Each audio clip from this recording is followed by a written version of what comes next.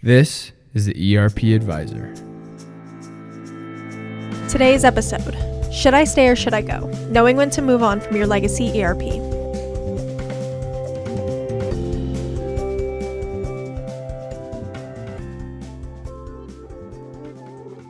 Thank you, everyone, for joining us for today's CPE webinar, Should I Stay or Should I Go? Knowing when to move on from your legacy ERP. In this CPE presentation, we will discuss the benefits and pitfalls of replacing legacy ERP systems and knowing when it's time for an upgrade. During this seminar, we will cover the following learning objectives: top reasons to replace your legacy ERP system, impact of legacy technology on talent attraction and retention, the most common change management risks when upgrading legacy ERP, how to manage your workforce's expectations and responses to new systems. Today's presentation is valid for one CPE credit. In order to receive CPE credit, each attendee is required to attend the full 50-minute presentation, as well as engage and answer all of the polling questions asked throughout the presentation. If you are needing CPE credit for today's presentation, please leave your name in the chat of this Zoom, or please send an email to me, Juliette, JULIETTE, at erpadvisorsgroup.com for record, and you will be issued a certificate for CPE. At the end of today's presentation, there will be a short Q&A. If you have a question for our presenter, please add it to the chat section of this Zoom. Sean Windle is our presenter for today. Sean is the founder and managing principal of ERP Advisors Group based in Denver, Colorado. Sean has worked in the enterprise software industry for over 20 years. He started, actually, I should say 25 years now, right? He started his career at Accenture and Arthur Andersen Business Consulting and moved into the software industry with Oracle as a technology product manager. There are only a few people in the world with the practical software experience that Sean has gained with helping hundreds of clients across many industries with selecting and implementing a wide variety of enterprise solutions. His podcast, The ERP Advisor, has dozens of episodes with thousands of downloads and is featured on prominent podcast platforms such as Apple and Spotify. Sean, if you're ready, I'll pass it over to you for today's presentation. Great. Thanks, Juliette. Thanks, everybody, for jumping on. I'm going to try, as usual, to sort of make a topic that can be a little bit dry, a little interesting, and I may even drop some personal points about our people on the calls, but we'll see what happens. Good. So you know about us. I think everybody knows we're independent objective. We don't sell the software. We work with all kinds of vendors across all kinds of industries, and I've really gotten a lot of experience with every ERP vendor that you can think of and many that you can't. So know that when we go through this topic today, we're very focused on really what is truly the best from the client side and from individuals who are looking at these options to kind of say, you know, what's the right thing to do. That's ultimately where our goal is, based on a lot of methodologies and a lot of decades of experience. So with that, let's jump in. And as usual, I would like to keep this interactive. So as we have questions, you know, if the team can maybe pitch those over to me, Juliette, if you see those questions, you can definitely let me know. Or if you have questions too, Juliette, you can jump in. Good. So I'm going to start off with, you know, should I stay or should I go? Is you can't not sing. I meant to look at this. I think it's The Clash. Is it The Clash? Yeah, what a great band from the 80s. I am definitely aging myself, although I think they're probably back in vogue as everything 80s or 90s is now. But it really is like a really good sort of a encapsulation of this question that a lot of people come to us saying, you know, should I stay or should I go with my legacy ERP? If they should stay or go with other stuff, they're not talking to the right people, right? Unless it's ERP for us, that's what we talk about. But I'm Erica, right? My wife and my partner who runs our sales and marketing and public relations group and accounting, working with our team here who's producing the event today. She gets this question like, I don't know, 3 or 4 times a day, it seems like, from different organizations, or like they just don't know what to do. So that's why we put this CPE together, was to really focus on, hey, here's just some key information that can hopefully be helpful. You know, we're always around if you have any other questions, but let's get into it. So First off, I do have to thank my marketing team for the little icon on the bottom right of the slide, if everybody can see it. I'm not going to say anything about it other than I do need to probably wear that to the next conference, but maybe that's why people will invite me to their software conferences if I have to wear that. That's not going to happen, because if it did, I'd have to have ERP across the chest. No, maybe a little looser around the gut. Anyway, let's really jump in here. So when we talk about legacy ERP, right? What we're saying is, and even to take a half a step back, what is ERP? You'd be surprised how many times we have to talk to folks about, what really is ERP, right? Well, it stands, of course, for Enterprise Resource Planning. But you can think about an ERP as a software package that an organization uses to automate their business transactions and store and report on the information generated from those processes. That's basically it. I spoke recently to a group of college kids, adults. They were adults, and kind of went through this topic with them. And I think the key thing that we really emphasized with that group was software is a little bit like your mind. It's kind of a weird analogy, but if you think about it, wouldn't it be great? Well, maybe it wouldn't be so great, but wouldn't it be interesting if everybody could go to the same mind and see what's our inventory balance, right? Well, right now, maybe we go to Sally, right?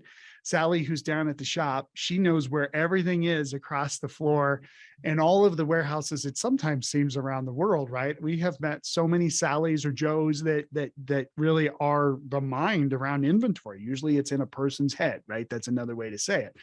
ERP provides that opportunity to put that inventory balance into a software application. And we usually buy ERP, so we call it a package, right? Pretty basic stuff, but good to just set the foundation. So that's what an ERP is. So what does the legacy part mean? And this is where it really kind of starts to hurt a little bit, right? Where we kind of look at legacy ERP as an ERP package whose future viability is in question. So if you go back to that last slide, the key thing here that we're talking about is, you could have an application from a prevalent ERP vendor, right? But your particular product, your package, what's going to happen with it in the future? I mean, again, I'm going to talk simple about this stuff, right? And when you think of viability, we think about the vitality of the software, like how much investment's going into it. We think about the future roadmap, right? What is the direction these folks are taking it with? What is the technology investment from a platform perspective? There's like 6 or 7 or 8 criteria we use for viability. But we can get technical on it, but we don't need to. You either know that your software is viable for the future or not. And if you have questions about it, just Google what is the future of SAP ECC6, or what's going to happen to, the Infor Sightline, version that you have or whatever, right? You'll start to see very quickly what's going on, because frankly, when you do those searches, and if you look at the returns, and the more the returns are consulting firms that are talking about, we can help you upgrade, the viability is probably more in question, honestly. So just be aware, right? And I think that the little tip down there on the bottom, again, guys, you're going to get a lot of information coming out of today, but the tips are key. So gauge your legacy ERP's viability realistically, not idealistically. So you may want it to be at a certain level, but you really need to look at realistically what's going on there. So we'll talk more about that, but that's sort of a good basis on what is legacy ERP. Okay. Now, why is it a problem?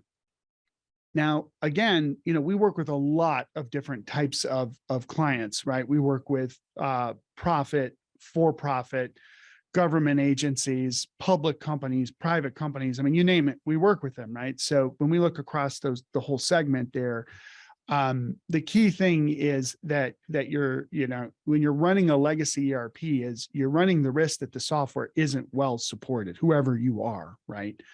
And these questions come up about, what happens if it breaks? Oh, well, we have a client recently, we're just on a call yesterday where they had written their manufacturing and accounting systems and inventory systems on a platform called FileMaker Pro. And FileMaker Pro is a great application development framework, but it isn't being invested in as much as some of the others. I have to check. But I even think Microsoft picked up FileMaker and maybe stopped supporting it 10 years ago, maybe 8. So here this organization's running a software package that is running on a platform that isn't supported, but that's okay because the owner's uncle, cousin, brother, aunt wrote it and they're still around in the business. Great, but do they want to take vacations? Much less other things, other transitions in life that happen. So, when you're running these legacy ERP solutions, oftentimes there's an individual or two that are really kind of supporting the app, right? So that's what you have to ask. I think it's the 5 whys, right? When we look back at total quality management and even lean manufacturing, what's the real why behind why why legacy ERP is a problem? And you pull the string to get to the real why. And it's like, oh, because if it's broke, nobody can fix it. Oh boy. And if it's broke, what happens to our business, right? What happens if our employees can't work because the ERP broke down, right? What happens if your business shuts down because you can't get the ERP fixed? Like, even as you're listening to this, whether it's live or if you're listening to this as a podcast, the feeling you just felt when I asked that last question, you cannot ignore that last feeling because it could very well be like, oh, we're fine. Like we're really fine. I can throw a rock and hit somebody who knows Microsoft, right? Basically true, but which version of Microsoft are you on? And what's the long-term vision for that Microsoft product? We'll talk about that in a little minute. So, you really do need to work through the what ifs before they happen. We were in a seminar about a month or so ago, I think it was, with the Financial Executives International in Colorado. That was a month ago. Wow, it seems like a year ago. We've had a lot of software conferences since then, but anyway, the bottom line was we're talking about cybersecurity risks, and somebody in the audience had a great suggestion of just, should I meet with my software vendor once a year and talk about their cybersecurity plan? It was like, absolutely, positively. Kind of the same thing here, right? That if you have resources that are supporting your software, you got to meet with them once a year just to see how they are. I don't know, maybe it's twice a year. Make sure they're still alive, make sure they're still interested in helping you with your software solution. So again, kind of a tip there, work through the what if before it happens. I do also have to thank my marketing team because if you look at I have a large forehead and the way the sign is, it actually cuts the forehead down on the picture. Thanks, guys. So that's good. That's why legacy ERP is a problem. So why all the worry about legacy ERP, right? If you search on Google legacy ERP, a ton of stuff comes up. Like, why are we even really talking about this? And it's not just because my wife, who needs good marketing material, that's part of why we do these, but also, there are millions of organizations out there that are dealing with this problem. And I really thought about that word millions, right? Because I really try to be as accurate as possible. And when you look at the apps that are on the screen right now, and you think about how many legacy SAP clients there are. I think there was the R2 before R3, right? Then there was the ECC. There was all-in-one, right? There were other sort of flavors of these different platforms for SAP. Tens of thousands of customers running these packages, right? Oracle eBusiness Suite. And again, most of these still have some form, shape, form, or fashion of support. Whether it comes right from the vendor or it comes from third parties, which are great options too, right? There's some support that's out there, but the packages just aren't being enhanced like the other packages from these vendors. That's just the honest to gosh truth there, right? JD Edwards World and One World, Juliet mentioned, I worked at, actually started JD Edwards in 1999. We'd made the transition from World to One World, World being an AS400 based platform and going to the client server version, which was called One World. There's a lot of customers out there that are running those products and it works just fine. Why change it if it works, right? PeopleSoft, we've had clients that are running PeopleSoft. We're talking to a company right now that runs PeopleSoft and they're just not sure what's going to happen with it in the future. And then you have all the Microsoft solutions. You might have a Great Plains, you might have a Dynamics GP customer. Good catch. You might have a Solomon, SL, right? Navision, Nav, Exapta, AX, D365. Whoa, it's like, oh my gosh, there's a lot of customers around the world You look at Nav was one of the most prevalent ERP solutions around the world, right? Sage 100 used to be Mass 90, Mass 200 or Sage 200. There's Sage 300, which is the old ACPAC. There's Sage 300C, I think it is, which is construction. There's the old Mass 500, right?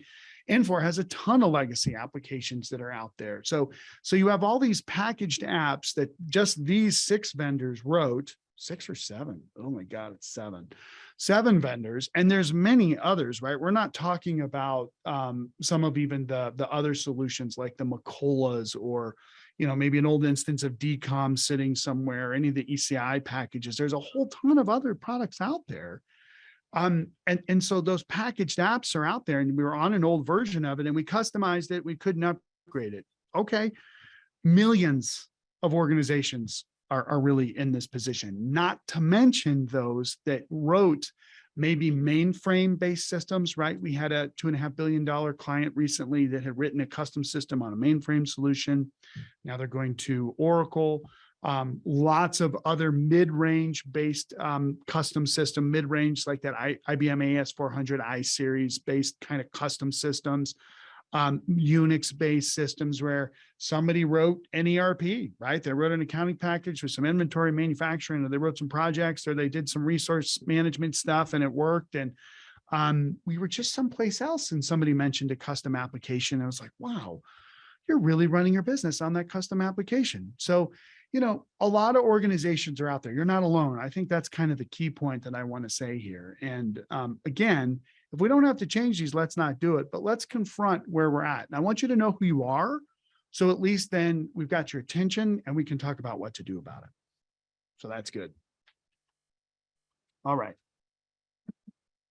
So it's real easy to say that, oh my gosh, the last person who I replaced, it's quite funny how those are usually people who call us, right? It's the director of IT, the CIO, the controller, the CFO comes into a new organization, the private equity firm buys an organization, and they come to us and they say, okay, well, we've got this legacy software. We're not sure what to do about it. Tell us what to do. Okay, fine. We'll go through a process and figure it out. But the interesting kind of commonality amongst all those people is that they say, I don't know what they were thinking before, right? Like, it's really funny how sometimes it takes the new person to be able to confront the situation for what it realistically is, not idealistically, right? The new person has to sort of get stuck with that, but usually they know what they're getting into. Sometimes they don't. That might be better that you don't, because it is risky. But why did that happen in the first place, right? And these are some really key reasons, right? That the application got customized. I mean, more times than not, that's what we hear is that, oh, we had to build out some custom logic for our remanufacturing, refurbishing process because it was totally different than anybody else. And when we did that, we tried to do an upgrade. Somebody tried to do the right thing and it didn't work. And so we just killed the upgrade and we're not on the upgrade path anymore. Okay. Well, that was good, halfway good, right? Like half good. The full good is we might have needed to rewrite that customization in the new platform. That's crazy. We spent all the money writing it. Why do we have to write it again? Hey, I know, don't shoot the messenger. I get it. But otherwise, what happens is you're going to get far behind on the upgrades that your ERP is going to do. And 20 years from now, you're going to hate the ERP vendor and think it's their fault. Not saying that ever happens like 2 minutes ago. Like, this happens all the time. And this is why in every single implementation that we do, the client personnel, especially the executive leadership, say no customization. You cannot custom the app. And that's, that's it's not realistic. I'm just going to tell you that. And it's fine as a high level concept, no customization, absolutely positively not. But right, there's always a couple areas of your business and or organization, nonprofit, that are really unique to you. And you want to build that into your mind, your shared mind, into your ERP, and you get a ton of business benefit from it. So, it's not really an accurate thing to say no customization. I'm just here to tell you that right now. And I have a feeling all of my competitors are like, oh, how can you say that? Blah, blah, blah. And I'd say, I don't know. I just looked at the last 100 implementations I've done, and there's always customization. So Anyway, just know you're going to customize, right? But again, the problem comes in where it can't be upgraded. Oh, don't worry. The cloud vendors have that solved. No, they don't. You just have to regression test with every upgrade that comes up, and the upgrades are forced on you. So then you actually have to do the testing in real time to see if your stuff breaks or not. So you can't just go sit it in a corner, your instance, sit it in a corner and not touch it for 20 years anymore if you're in the cloud. More on that later. That's the first thing. You can stay there. The second thing is you really do have an outdated product, right? We missed an upgrade. So now we don't get functionality that we need that's going to help us going into the future, as well as things like, legal and compliance patches, or maybe even security patches. There is a thing. Ooh, we're in the scariest month of the year, October, Halloween, right? No, Cybersecurity Risk Awareness Month. What's it? Cybersecurity Awareness Month, Cybersecurity Awareness Month. Yeah, you should be afraid. And that does happen with some of these older apps, is that they become accessible. There's security risks that the vendors know, and they're like, here, take the patch. And you're like, oh, for me to take the patch, I'd have to upgrade to the newest instance and then get the patch, right? Or now there will be people on this call right now who are listening to this who will blush when I say this, or you're on such an old platform that the operating system that you're on can't be upgraded to something like Windows 2000. And we had this recently. They had written an app on Windows 98, and they couldn't upgrade to the next version of Windows. And there were known security breaches in that operating system. But thank God nobody knew that our clients were running these old platforms, because the cybersecurity guys, these guys are nasty. The hackers would go after them in a heartbeat. And they know what the vulnerabilities are in these older Windows releases, and bam, they can hit them and take you down, right? But you can't get off that because you're running your ERP, and you can't get off the ERP because it relies on the Windows, the old version of the instance, whatever the environmental software is. And you're like, I mean, I really hate to say this, but you're like screwed. Like, you just don't know what to do, right? There are options for sure. So just know there is something you can do. Unsupported systems, clearly we see this with a lot of the larger vendors. We see this with, I'll just name some names just because I think it's almost everybody. Microsoft, Dell Tech, Epicor, they bought other apps, and now they're like, they're done. We're done supporting them. It's out. We're done. We're over. We're breaking up. We got to get disconnected. It's costing us too much to support these apps. We're done.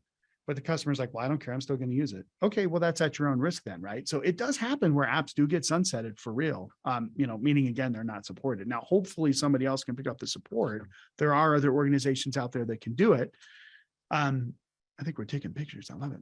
But the reality is, you just need to know exactly when that's happening to you, and know that you can do something about it. And then the last piece here is a big, big thing, that when you start integrating your current application with other apps, it could be that the other apps require you to keep a certain protocol of EDI or whatever in place. And so if you upgrade your app, you break your integrations, right? So the key thing I'm trying to say here is the legacy ERP situation doesn't happen because people are lazy, or the guy before you or gal before you didn't know what they were doing.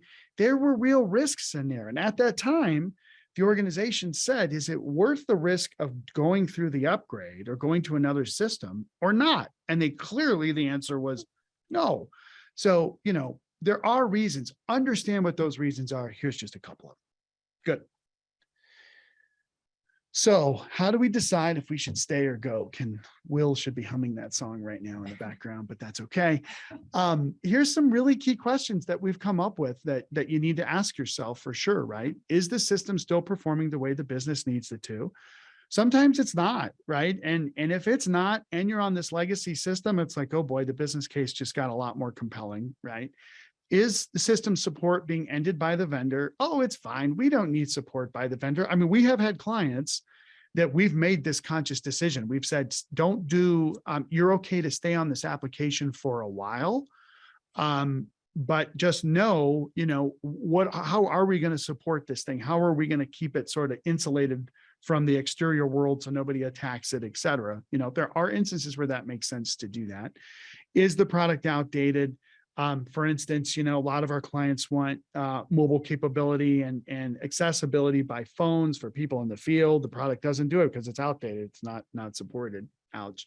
Right? Is the system a big point of frustration for employees? Would change cause more problems? Right? We had a client recently where we went through this with a legacy software solution, and everybody, literally everybody in the organization was like, I don't see why you're even talking to me. There's no problem.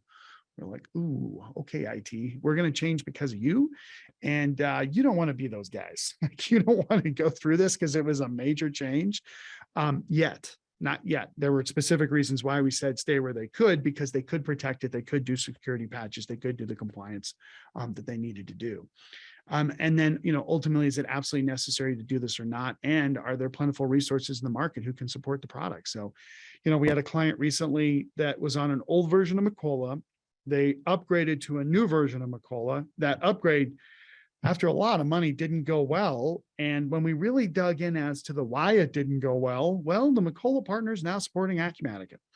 And so they're kind of like moving away from this product. So there weren't plentiful resources that could support this. So we suggested that we move to a different product that's more supported in the market, and still going through that process with them now. So those are some of the key decisions to take a look at. So on our next slide, we're going to ask our first question. So again, as Juliet said, if you need CPE, you definitely have to answer the question. And if you get the question wrong, we're going to call you and we're going to make sure that you clear your misunderstandings. Good. Here we go. So what is a specific reason a system needs to be left behind? A, over customization rendering the system obsolete. B, outdated product due to missed upgrades. Or C, the system is no longer supported or is being sunsetted. Or D, all the above. We'll give you a second here to answer those. Can you hum the song, Will, while we're waiting? Go. All right, looks like we got some answers in. Good. Okay, perfect. We're going to end the poll in 5, 4, 3, 2, 1, 0. Perfect. Okay. So the answer, of course, is on our next slide, I think. D, all the above. Exactly. That's right. I can tell you every single one of those is a very good reason to take a look at it for sure. But, and if you have all three of them, you need to do something like now for sure. Good. Let's go on. Again, I hope this is helpful. If anybody has any questions, Juliet, if you think of anything, bring it on. Okay, good. Okay, good. All right. So let's keep going then. So what's the impact of legacy technology on talent attraction and retention? So it's real easy to look at an ERP from the standpoint of, do the feature functions fit the business or not? The underlying technology platform, is it strong enough to support what we're looking for? Can it scale to our needs? Blah, blah, blah. All the technology stuff, right? I tend to go into that. But when you look more broadly and you look at the impact of, say, I'll go ahead and I have one of my favorite businesses in the world is Costco. I love Costco. I've said this a million times on these calls. It's the only place. Maybe I'm cheap. I don't know, but I bought my wife's diamond there, not the rest of the ring. I think on that same trip, I picked up like a block of cheese and maybe like a pair of underwear. I don't know. Right. Like you can get everything there. It's great. You know what I mean? Well, I've gone up a little bit now. Since one-stop shop for everything. It's got everything. And it really does. Right. And next time you're in Costco, make the time, tell them ERP Advisor sent you. They'll be like, who are those guys? But go to the screens, because you'll see the people, they have like the warehouse management people that run around. They're like amazing. And they're like the manager people. And they work on these terminals, these computers, and they have the system up. And look at that system. And it looks like a 1980s like video game. It's not even like a video game. It is a green screen. And again, don't break it if it ain't broke, or don't fix it if it ain't broke, or whatever the saying is, right? I think it's a very efficient system for Costco. But, when you're hiring people, imagine how, somebody who's coming out of school or who comes from, this world, right? Not like anybody I know, my daughter, but don't tell her. I kid her all the time. And I'm sorry, honey, I shouldn't have said that, because she's like, don't embarrass me. but I'm a dad. Anyway, so, if you're flipping through Insta all the time, she's really good about it actually now. Not really, but anyway, poor girl. Oh God. I really hope she doesn't hear this one, Erica. Let's make sure she doesn't. Don't worry. She'll probably do the transcript for it. She's doing an internship with us this summer and she'd be like, oh my God. Sorry. Anyway, sorry, honey. But anyway, just don't say her name. I won't say it. Anyway, so the key thing here is, you have a generation of people that are very GUI oriented, graphical user interface, and they're used to interacting with software in a way that is not like F6, F8, F2, 5 gets you to the screen that then you enter the information in, right? You're grabbing for a mouse. There's no mouse in a lot of these older systems. So, can a person learn that system? Absolutely. Can they learn the green screen, blue screen? You know what I'm talking about, right? There's no question that they can, but is there a certain amount of the workforce that they're just not able to attract because of their systems?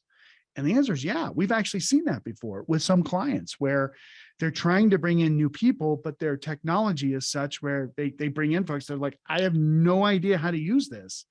And I feel really bad about that because I want to help and add value and I don't know what to do. So it can be frustrating, right? And especially if you look at maybe some performance issues that can happen with older systems, it slows down their productivity. And there was something recently, where was this? Where we were talking to a client. Oh, I wish Carly was here. I think it was on one of her clients, one of our senior consultants. And the staff was like, oh, I remember exactly. It was a kind of a construction projects company. And the staff was like, we're like, go, go, go. We want to go, but the systems can't keep up with us. And there have been times in interviews where I say, okay, well, on a scale of 1 to 10, with 1 being like, oh, it's fine, it's no big deal, you're going to be here forever, to 10, like after this interview, you're quitting. Like, where are you? Right. And it's interesting that sometimes people say a 9. And maybe there's other stuff going on that is really causing them to blow or leave. But oftentimes, your fast, savvy people, they want to go, go, go. And if they feel like the software is holding them back, like accountants with the close, they're like being hammered by the board of directors or by the private equity. You got to close in 3 days and the system performance is terrible. It'll drive them to leave. So, and then user experience, intuitive or impossible to learn. We've talked about that. And I think the key thing is just to remember that the employee experience is important. I think a firm that really gets that and has done a good job, especially on the HCM side, is Workday. And it becomes almost like a strategic competitive differentiation for the firm, is to have a really nice user experience, user interface based application that can help the employees to feel better about what they do. So it's a little bit hard to build an ROI on just that, but it is a factor.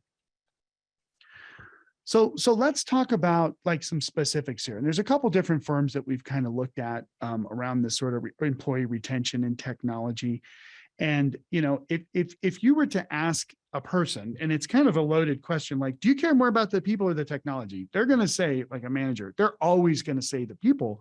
But it's interesting, even IT decision makers, right? 2/3 are going to say they're going to prioritize, looking at the employee experience and how that kind of comes into, what happens with the employees. Like, they're going to prioritize revenue over employee experience. That can be a short-term decision. Like, it just can be, right? And when you're faced with those kinds of decisions, the thing to always say is, no, I want both, right? I want to increase revenue. I want to increase profitability, decrease cost, and I want to increase my employee experience, right? And that's when you're getting down to the right tool, when you can look at it and say, this kind of does both. So you don't have to make a choice between one or the other, for sure.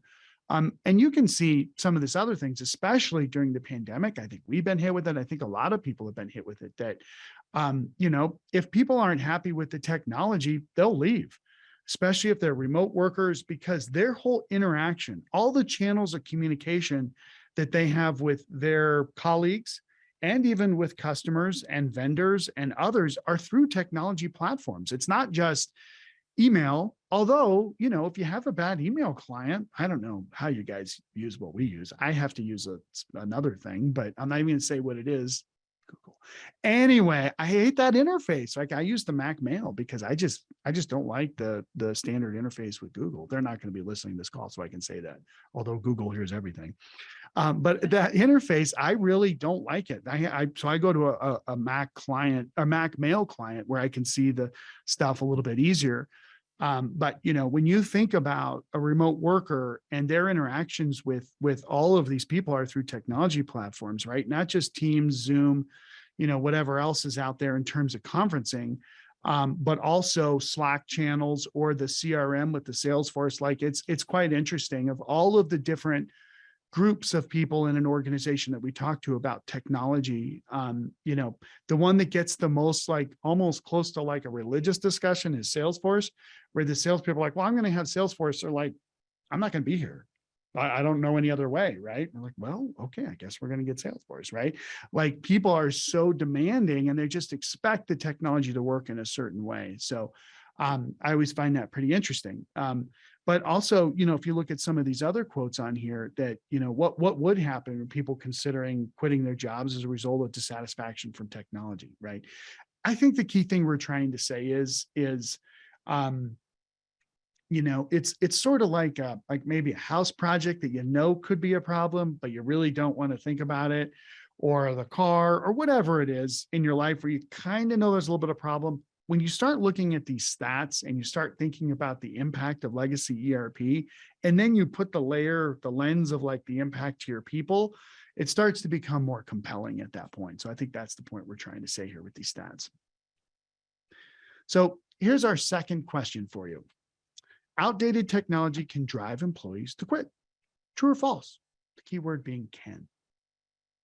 And again, please go ahead and answer that. I think we just launched the question.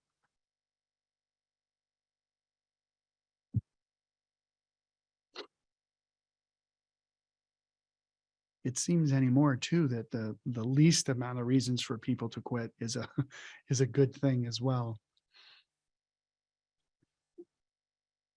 Perfect. Okay, I think we got all the responses in, and we're going to close that polling question. Great. So the answer, of course, is true. Although I will say, if somebody quits just because of the technology, there's probably something else going on. But let's not make it obvious for folks. And again, you look at an organization, like I mentioned earlier, great organization, and they are using a specific kind of technology. They will work through it too. Actually, you know what? I was in a restaurant this morning. I was like, I do this intermittent fasting thing. That's a whole thing. But on the days of these presentations, I have to like get a big breakfast so I don't just like conk out in the middle of them.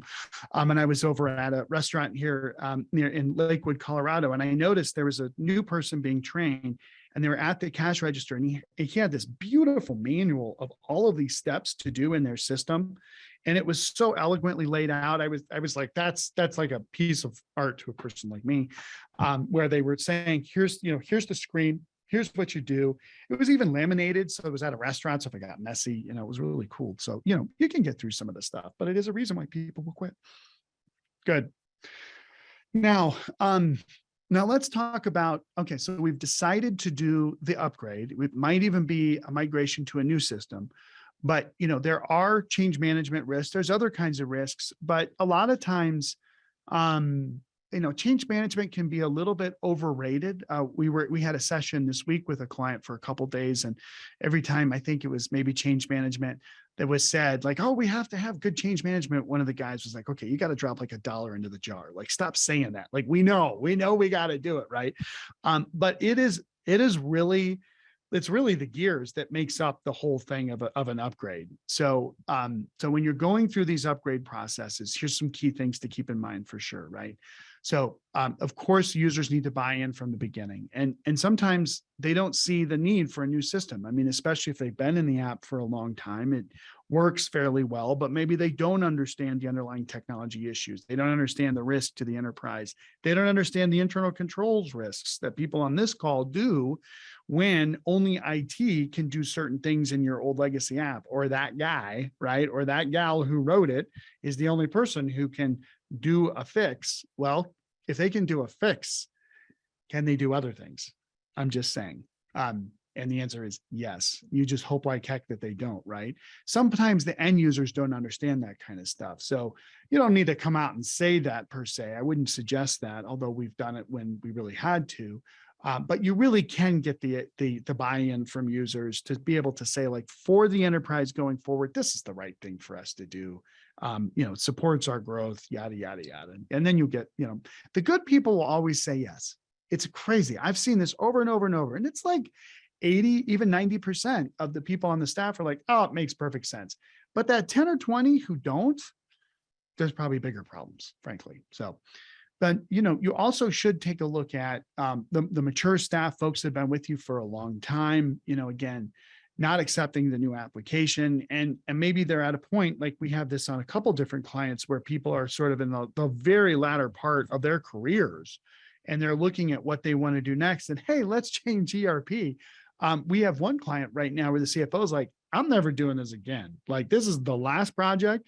I'm going to get this set up. And it's almost like he's passing his hat to his staff. That's really what he's doing. He's saying, look, I know how this current system works, but I know there's risks in it. So I'm going to help you get the new one in place, and then I'm out. Like, he's ready to get on the road. He's ready to go have fun with his wife and just sort of live the next chapter of his life, which is super cool. But he's doing it in a way that I think is really high integrity, right? Because he's willing to go through the pain and anguish and the risk of doing this, so that the new staff have a system that they can run with, going and kind of continuing their tenure with the business. And you do, again, don't do what caused the problem in the first place, right? Meaning, watch out for the customizations, because we have a client right now, and I love these guys. I love their products. I love who they are. But, they had a lot of customizations in their old app. They're in it for 20 years, and we're helping them through the data migration portion. If Robert Anderson is listening to me from my team, he's shuddering as I'm saying this, because we've felt the pain together, and Dave Myers, that part of the customization in their old system was how data was structured, like sales orders and invoices and other stuff. And there weren't a lot of controls put around it. So now in the new system, we need this legacy information for some very specific business processes. And we're actually helping them pull it over, which is a miracle we can even help them with it. But man, it has been a nightmare, like just a nightmare, really, really difficult trying to figure out all this data and the structures and blah, blah, blah, blah, blah. And they kind of hate us right now.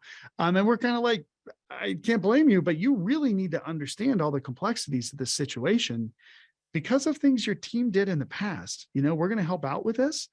But you really do need to understand that those customizations from the past, don't do those in the future. If there's any way to avoid them, of course, pick an app that matches more to the business processes for sure. Otherwise, it will derail an implementation. A couple other things here to keep in mind too.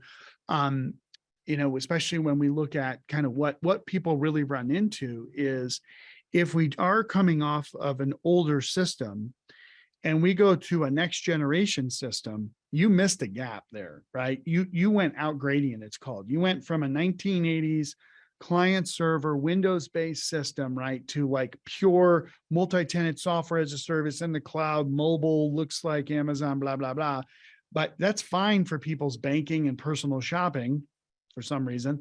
But when they're running the business, you missed out. Like, we just need something that's a little more modern, right?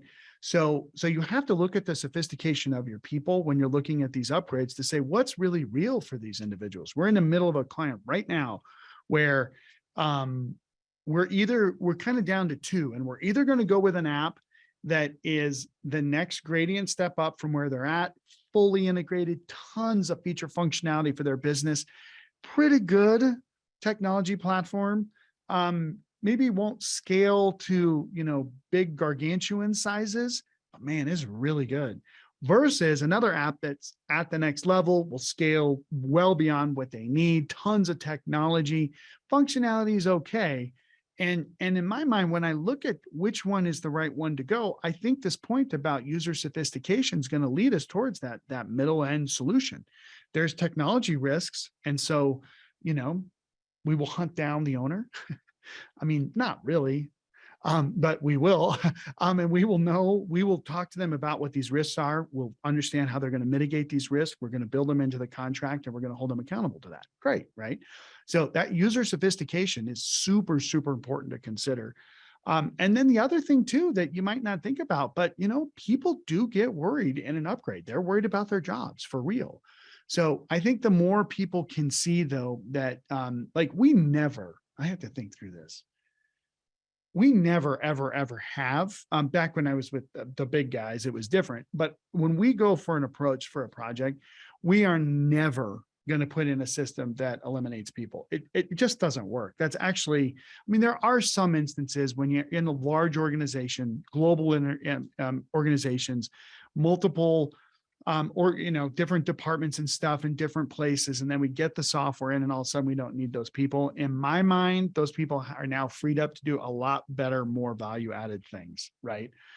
Sometimes that's not the case, but it's got to be mammoth companies, big, I'd say maybe tens of thousands of people where you see that a new system can do that kind of change to people, right? But here's the thing, every ERP project I've ever been on, regardless of the size, somebody's worried about their job. So despite it being, that one instance where maybe 1 out of 100 where you actually, there's some synergy benefits.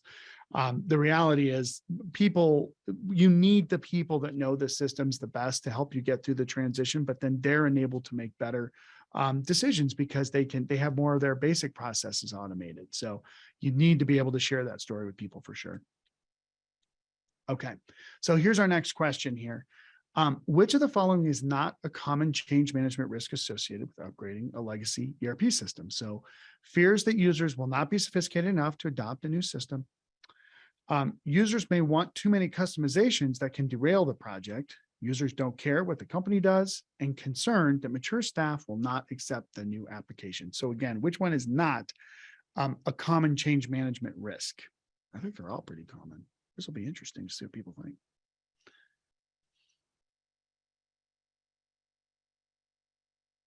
Let's see what we get here. And you can take a crack at an answer and let's see what everybody does. Perfect. Well, maybe we'll give it another couple minutes here or a couple seconds. Cool. All right, there's the last couple. Good. Yep, come on in. For the other 5 that haven't answered, make sure you answer. Wake up. Good. All right, perfect. So we can end that poll. And, if you look at C, users don't care what the company does, right? In reality, it's one of those issues that you can have people that don't care, but those cats need to be gone already. Forget about ERP. The problem is much bigger. The rest of the reasons are more specific to kind of the upgrading of a legacy ERP. The number C users are just toxic people, suppressive people, whatever it is, just get them out anyway. I hate to say that, but it's kind of true. Easy for me to say. Okay, now let's go forward. I think we're going to wrap up here in about 7 minutes as well. So if you have any remaining questions, you can push those through. So how to manage your workforce expectations and responses to new systems. So, there are really some basic things. We've sort of built a methodology around these points. And I think they're pretty obvious, right? Like if you see the screenshot, if you want the slides, send us an email, we can send this over. I think there's some really good things in here, but I'll highlight just a couple of them. The 4th point is very interesting that when we bring this up, the sponsors, the executive team, they're always a little bit embarrassed, right? Because when you go through a change like this, especially from a legacy system that's 10, 20, 30, 40 years old to something new, it's a lot of work. And it's not just, oh, we'll hire consultants and they'll come in and do everything. It does not work like that, like at all. It's like hiring a general contractor to build your house and you don't tell them what you want. Like you're going to tell them what you want. You're going to have to go look at it. You're going to have to figure out all the materials. You're going to have to figure out the sink, the faucets, all the fixtures. Like it's a lot of work. You got to guide them on doing that. So the employee now has their day job and they need their best people who know their needs to now be part of the ERP implementation, which can be another 20 hours a week. So now they have a day and a night job. And, the sponsors are like, yeah, but I mean, these are great people. They're going to do it. Okay. You're going to have to offer some incentives for them to do that for sure. So it's a really key thing to keep in mind. And it doesn't even have to be that big, frankly. It's just people, I think once they feel sort of recognized for going through that effort, it makes a big difference. The other things on here are part of our baked in methodology. I don't even think they're that big of a deal, but, as I really think about it, they actually are, right? Sometimes we do skip the requirements gathering process. Well, we don't, but sometimes in ERP software kind of legacy migrations, you don't really even ask the people what they want. Oh, we want to lift and shift. Just take what we had here and shift it up and drop it in. We want the exact same thing. Don't do that. Your business has changed. Leverage new business processes, do things better, right? So at least get some requirements and make sure people are trained, they have training, and they actually complete it. We do a lot of surveying during our implementations to figure out, what's really on people's minds about the change. It's crazy, the things that come up. It's not just, I'm afraid, but it is also like, we really do need the bank reconciliation. But the thing is we have 3 banks. Oh, the requirement set says 1 bank. Now we need the 2 others. So we got to figure that out. And then definitely having a solid communication plan in place just helps everybody to understand what to do and keep them in the loop. I think this might be our last question. Good. All right. So true or false, you can successfully manage workforce response to new systems with the right plan. True or false? The key question, I think the key point there is right plan. I can think of another instance where, we had a plan and it was the wrong plan. And it took going live for the client to actually be like, oh, well, here's what we really need to do for the client personnel. And that was there's a specific kind of show that one ends up being where you use go live as a user acceptance testing. So don't do that. The one defiantly negative person said false. The answer is true. Yep, you got it. So it is, and it really is true that you can do this for sure. It's a lot of work, but if you're not willing to do it, I don't know if I'd go through the upgrade, right? Like you really do have to look at the benefits and the risks of all this stuff. But again, it can be done for sure. There's no question. So let's wrap it up. In summary, there are a number of reasons that businesses move on from their legacy ERP systems, right? No 2 situations are exactly the same. And that is such a good point because nobody has ever taken Sage or Mass 90, or say Mass 200, which is the client server version of Mass 90, your Mass 90 instance with all of your configurations and customizations and all of your data into it to Epicor. Well, that would be weird. To a distribution application, Cloud Suite distribution. Nobody's ever done that before for you, client, ever. What are you talking about? We have all kinds of people that have gone from Mass 90 to Cloud Suite distribution. That's true, but not with the customizations that our client made to that specific instance, that old instance that they had 20 years ago. So it's the first time it's being done. Of course, there's lessons learned from other migrations that are similar for sure, but just know that the situations are totally different. So understand what your legacy system situation is the key point, right? Definitely get experts who can help you to understand that, but know that your situation is different. Also, of course, technology plays a vital role in attracting and retaining employees. It really can be a make-break decision for some people, especially in this era of interacting with technology almost sometimes more than we do with people. It's huge. And again, as always, the well-crafted plan. I was just thinking this morning, I can't remember what was I thinking through. It was for a particular client, and I realized I didn't have the plan in place for how we're going to handle the client. We have the project plan and all the normal stuff in place, but I was like, I really haven't communicated that plan to the team. And remember, a plan is it's your opportunity to play around a little bit in this, metaverse. Maybe that's the way to say it, in a different universe where you can think about this step, that step, this step, write it down, work it through, but put that plan together, because then you're creating something that then other people can follow and you can get it done. So definitely having great, well-crafted plan can help mitigate the change management risk with upgrading. And then we're always around for sure. We're not only can we help you with these issues, we're definitely around for other stuff. I think we've got actually a seminar even coming up about cybersecurity risk and those kinds of things too. So, definitely get on the podcast, subscribe to that, come to the website. Will and Rebecca, who are to my right here, thank you guys, do a great job. Will, never mind. I won't say anything about Will. Will's great, ladies. Anyway, sorry, Erica. Anyway, bottom line is we've got tons of resources out there that can really help you to know more about this. And I think I'll pass it back to Juliet. With that, they're cutting me off. I'm getting pulled off the camera as we speak. Oh my gosh. Thank you, Sean. Great presentation as always. And thank you for sharing such great information for all of our listeners. And thank you everyone for joining us for today's webinar. Like Sean mentioned, if you have any questions, please let us know, call us, email us. We're happy to help in any way we can. Also, if you'd like a copy of the presentation deck from today's webinar, please let me know, send me an email, and I'd be happy to get that to you. And again, if you are needing CPE credit for today's presentation and you answered each of the polling questions, please send an email to me, Juliet, JULIETTE at erpadvisorsgroup.com. Be sure to join us for our next webinar scheduled for Thursday, October 27th, How Ransomware Can Hold Your ERP Hostage, when we will be joined by special guest, security awareness advocate, James McQuiggan.